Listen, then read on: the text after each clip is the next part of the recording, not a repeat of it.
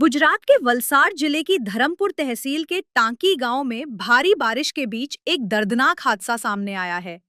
तेज बहाव से लबालब भरी खाड़ी पार करते समय एक वैन चालक और एक बच्ची पानी में बह गए। स्थानीय लोगों ने तुरंत साहस दिखाते हुए बच्ची को सुरक्षित बचा लिया, लेकिन वैन चालक अजय गामित तेज बहाव में लापता हो गए। घटना की सूचना मिलते ही पुलिस, तहसील प्रशासन और फायर ब्रिगेड की टीमें मौके पर पहुंच गईं।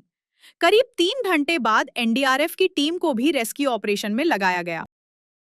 આજે સવારે લગભગ 9:30 થી 10 વાગ્યાની આસપાસ ટાંકી અને ટીસ્કરી તલાટ ગામની જે હદ છે ત્યાં એક મધરદેવી ફળિયા સુધી જતો એક રસ્તો છે. સ્કૂલ વાન ચાલક બહાર રોડ ઉપર એની વાન ઊભી રાખી અને બાળકીને લેવા ગયો હતો.